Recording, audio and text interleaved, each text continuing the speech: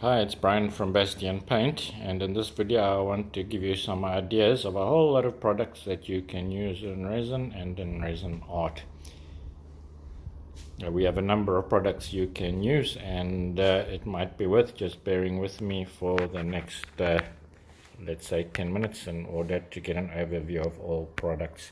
So firstly we have glitter, and I'm not going to go into any detail of any of them because you can see that in other videos. But nice thing about this glitter, it can go up to 180 degrees. It doesn't fade in sunlight, so it will survive it'll out-survive you in your art, and it can be used outside. So for resin art you want reasonably fine glitter. This is 0.2 millimeter because you don't want it to settle too quickly, and the suggestion is not to sprinkle glitter on top of your resin but to mix it in. This is a holographic glitter. This is a very nice little fine glitter, only 0.1 particle size, and holographic, the color changes of each particle depending on how you look at it. Then we have these beautiful sparkle pigments. These are not glitters, these are based on glass, not plastic. We've got a silver and a gold, and they actually completely invisible until they sparkle, which is a very nice effect. And a little bit goes a long way. So 10 grams might seem expensive, but you can do a lot of resin art. So our brand name for those is Cosmetic Diamond Pigment. They are cosmetic quality, but get used in resin art a lot. Then we have some glow in the dark pigments, 3 green and sky blue, and a very coarse green, which is the brightest of them all, but of course that will settle in most resins, but even on the bottom or in a thin film of resin works really well. Right, then moving on to pearlescent pigments, we can start with interference pigments. These interference pigments don't look like much in a bottle until you see the art that they can create. So they give typically these type of effects here.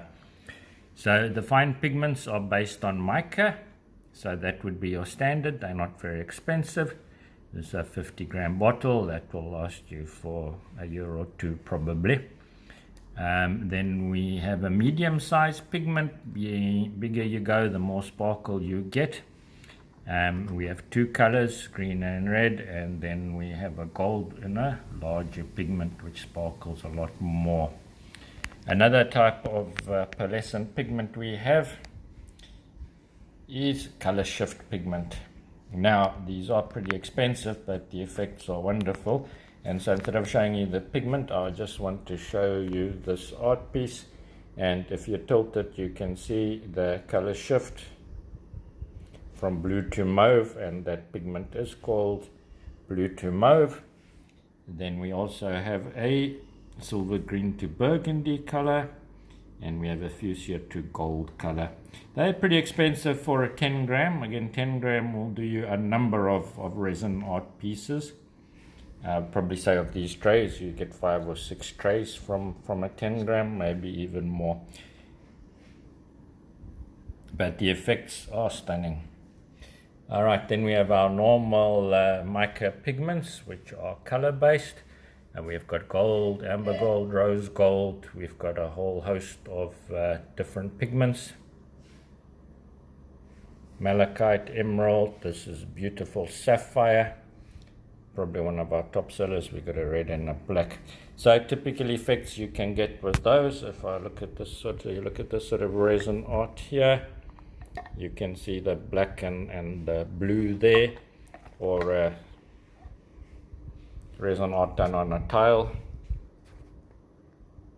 and you can see the effects. So that's with the amber gold, that's with the sapphire, etc. Now here we have our liquid colorants. Very nice range of colors, highly concentrated, all absolutely non-fading pigments, all just mix into resin. Like the pigments I've showed you before, mix into resin extremely easy just by stirring, nothing more is required.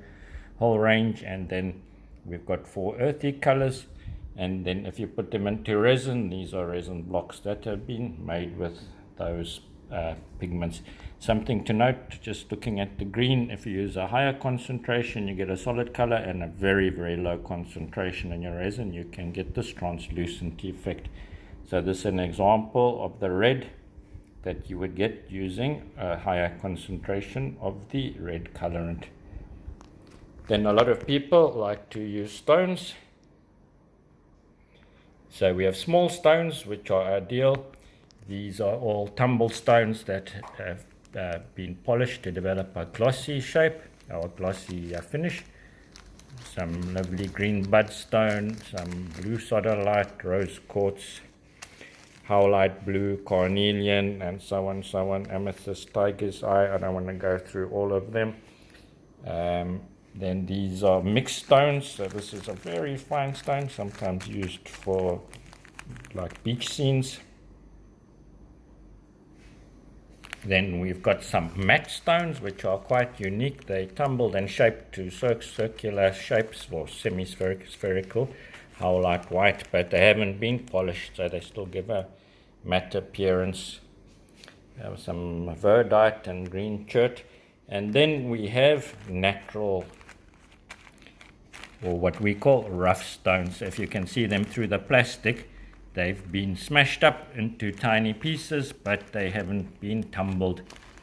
So they give this really natural look in your resin art, and the resin brings out the sheen anyway, or the gloss anyway. So they still look glossy, but have this natural shape. So those are very popular. You might recognize some as I go. There's a howlite white, dragonstone. There's quite a wide range. Again, some rose quartz. This is aquamarine.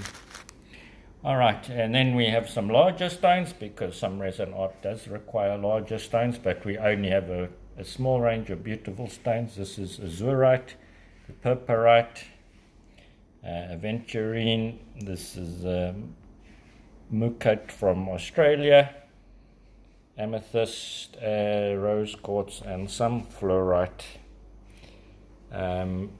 These are cabochons. These are labradorite cabochons, with this lovely chantoyant effect where they tend to play with light. Also beautiful when included in resin art.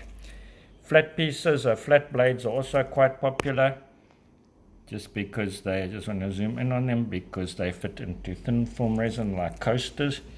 And these are kyanite blue blades. We've got some amethyst, got some purple tourmaline crystals. So you can see the natural crystal shape of tourmaline. Argyrite needles, and then of course the normal quartz crystals, which you can buy in bulk. I just want to hop over to the other side, and you can see on this art piece now the sort of effect you can do by anchoring crystals into resin. You can make these lovely displays. So these are quartz. We call it clear to cloudy. And then this is hematite, which is actually a quartz crystal that grew in the presence of iron, and the iron gave it this red color. So those are all natural crystals that I've shown you. These, we have a couple of laboratory grown crystals. So they have, although they are proper crystals, they have a artificial coloring created in them through additives put in. And then we have these electroplated crystals, which are absolutely stunning. But they are still proper crystals. We've got this resin art glass. So resin art glass, you can create quite a lot of depth in your resin with it. Create hills and valleys using resin art glass. You can put it with any of our liquid colorants or pearlescent pigments. We've got this texturing glass.